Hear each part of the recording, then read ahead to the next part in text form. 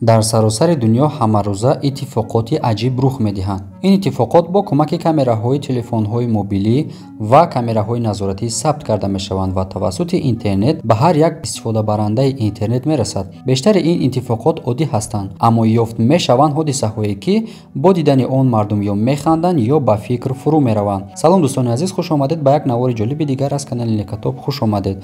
дар канали мо обнашра зангуларо пахш намоед, як лайки дигар ва наворро сар мекунем.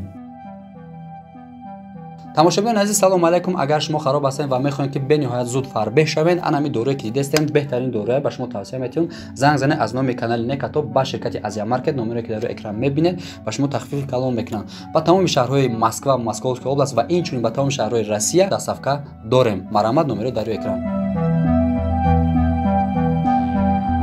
Гурба рӯи болои ҳавопаймо дар вақти парвоз. ин наворро моҳи июни соли 2015 дар Фаронса сабт шудааст. чанд лаҳза баъд аз парвоз ронандаи ҳавопаймо фаҳмид ки як гурбае бар болои ҳавопаймо баромадааст. агар ҳавопаймо дарҳол ба замин фуруд наояд, гурба афтида мемирад. барои ҳамин ронандаи ҳавопаймо ба хулосае омад ки ҳавопайморо фуруд оварда гурбаро наҷот диҳад ва ҳамин корро ҳам кард. баъд аз ин воқеа ронандаи мазкур ба дигар ронандаҳои ҳавопаймо пешниҳод кард ки пеш аз парвоз ҳатман як бор болоҳои ҳавопайморо тафтиш кунанд, зеро мабодое ки чунин як ҷонвари бегуноҳе дар ҳамин ҷойҳо дар монда набошад.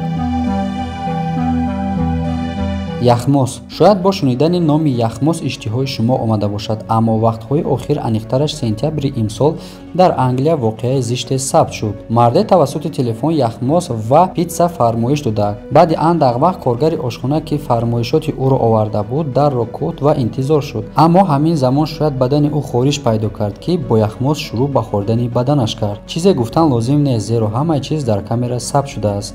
мард дарҳол ин наворро дар интернет паҳн кард ки диққати зиёдеро ба худ ҷалб кард.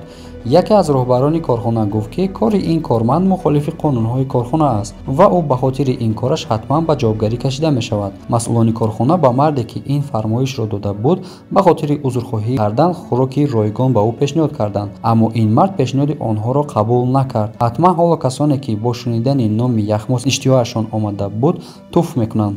шумо дар бораи рафтори ин корманд чӣ фикре ки доред, дар комментария нависед. чанд муддатест ки наворе дар интернет паҳн шудааст. гуфта мешавад ки ин навор сентябри ҳамин сол дар Русия сабт шудааст. як зан аз набудани шавҳараш истифода бурда дӯстдоштаашро ба хона даровард. ҳамин замон шавҳари зан расида омад, аммо пеш аз кушодани дар онҳо латтаҳои зиёдеро ба ҳамдигар баста ресмонеро омода карданд, то ошиқ фавран гурезад. аммо шавҳар дарро шикаста дохил шуд. ошиқ бошад сару семавор овезон шуд то гурезад. шавҳари зан кӯшиш мекард то ӯро ба даст орад. дар ошёнаи поён зани ҳамсоя бо ҷорӯб ин мардро чанд зарбае зад. ҳанӯз чанд метр ба замин монда буд ки ресмон канда ва ин мард ба замин афтад ки дар камера намоён нест. ҳамин замон шавҳари зан низ расида омад. мард аз тарс гурехт. аз ин фаҳмида мешавад ки ошиқӣ кардан бо зани дигар аслан кори хубе нест, махсусан вақте ки зан дар ошёнаҳои болоӣ бошад. маводи ороиши инсонро аз чӣ ба чӣ меоварад? шумо инро аз дидани тағйирёбии ҳунармандони филмҳо ё тағйир ёфтани арӯс баъд аз тӯй фаҳмида метавонед. дар филмҳо чеҳраҳои бозингаронро низ тағйир дода бисёр зебо нишон медиҳанд. ҳамаи инҳо бо ёрии ороиш анҷом меёбад. чӣ гуна? ҳоло мефаҳмед. ин навор дар аввал дар сайти чини Юку нашр шуд. дар он ин зан ҳамин гуна ороишро нишон дод. дар аввали навор шумо дида метавонед ки зан чӣ гуна аст, аммо дар рафти ороиш лабҳо, бинӣ ва ҳатто шакли чашмони худро тағйир дод. дар охир ӯ худро мисли як ситораҳои муд сохт. ба ҳамин хотир бузургон мегӯянд ки моли чинӣ ҳеҷ кафолат яъне гарантия надорад.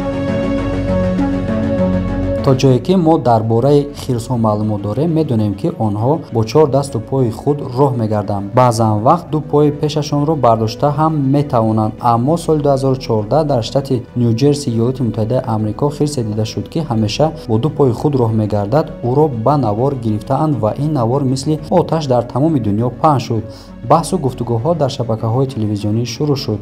бисёриҳо ӯро як инсон фикр мекарданд ки либосҳои хирсро пӯшидааст. ҳатто олимону донишмандон аз ин кори хирс дар ҳайрат монданд. баъдтар маълум шуд ки панҷаҳои пеши ӯ осеб дидаанд, ба ҳамин хотир маҷбур шуд ки ин гуна роҳ гардад. ин хирс он қадар машҳур шуд ки ба ӯ лақаби педелбиелро доданд. пас аз каме роҳ гаштан бо ин тарз ӯ одат кард ва ҳатто баъд аз хуб шудани захмаш ин тарзи роҳгардиро давом дод. фикре ба миён омад ки ӯро ба ҷангал кӯчонданд. ин фикр тарафдорони зиёде дошт. 300 000 нафар дархости ба ҷангал кӯчондани ӯро имзо карданд. барои ин кор аз ҳисоби мардум $22 000 ихтиёран ҷамъ оварда шуд. аммо мутаассифона ин хирс моҳи октябри соли 2016 тавассути шикорчиён кушта шуд. пирамарде ки кӯшиш кард мошинро бидуздад. дар Марокаш ин пирамард мехост ки мошинеро дар макони ором қарор дошта буд бидуздад. аввал атрофашро хуб нигоҳ кард ки касе дар он наздикиҳо набошад, аммо фаромӯш кард ки қафои худи мошин бубинад. дар пушти мошин худи соҳиби мошин нишаста буд ва ӯро ба навор мегирифт. баъд аз кушодани дар фаҳмид ки соҳиби мошин дар дохил аст. бубинед ки чӣ гуна ба хона ёфт.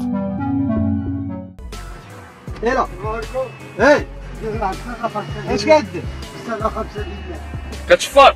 لا عشان اعمل بالله على الباب زين. муҳаббати ҳақиқӣ як модар. модар танҳо касест ки ба фарзандаш муҳаббати ҳақиқӣ дорад. дар сурате ки фарзандашро хатаре таҳдид кунад, тайёр аст ки ҳатто бо қудратмандтарин касон биҷангад. ин саҳна сухани моро тасдиқ карда метавонад. одатан гурбаҳо бо дидани саг барои наҷот додани ҷонашон дарҳол мегурезанд, аммо дар ин ҷо як гурба бо душмани ҷонии худ ҷангид. саги азимҷусаеро соҳибаш барои сайругашт ба берун бароварда буд. ин саг дар роҳ бачаҳои гурбаро дида ба онҳо ҳамла кард. бо дидани ин саҳна модари гурбаҳо омаду бе он ки ба фикри ҷони худ бошад, барои наҷоти фарзандонаш ба саги азимҷуса мубориза бурд ва ҳатто ӯро гурезонд. релс. ҳама медонем ки бо кашидани занҷир чӣ ҳодисае рух медиҳад. дар ин вақт ҳатто ҳаёти масъулони релс ба хатар меафтанд. 26 декабри соли 2018 дар Ҳиндустон як мусофири занҷирро кашид. дар натиҷа релс дар болои кӯпрук истод. ҳоло бояд фавран касе ҳамон занҷиреро мекушод ки аз матори релс дуртар қарор дошта бошад. барои ин кор посбони далеру ҷасуре ҷони худро ба хатар монда бе ягон асбоби муҳофизатӣ ба кӯпрук баромад, зеро релс дар болои кӯпрук истода буд. кушодани занҷир дар ин шароит монанди бозӣ кардан бо зиндагӣ буд, зеро кӯпрук хеле борик буд, аммо ин посбони нотарс вақтро аз даст надода корро сар кард. ӯ занҷирро кушод, резро фаъол кард ва ҳатто касеро ки ин занҷирро кашида буд дастгир кард. ҳамаи ин воқеаҳо бо як мусофир ба навор гирифта шудааст. ин посбони ҷасур ба хотири ин кораш ба миқдори $5000 пули нақд мукофот карда шуд. дӯстони азиз, чӣ гуна ки медонед, дар Аврупо футбол дар ҷӯшу хуруш аст ва ширкати 1x ба шумо имконияти беҳтаринро фавро меорад ки шумо дар ин бозиҳо мисол пул монда бурд кунед. ва ссилка ки дар комментария, ман аввалин комментария ки закрепит кардагием, дар ҳамонҷа ссилкаш мондагиаш шумо метавонед дароен регистратсия кунед, промокоди некара истифода барен, ба шумо $5000 бонус метиҳам ва ина шумо метавонед дар депозити аввал истифода барен ва бурд кунед.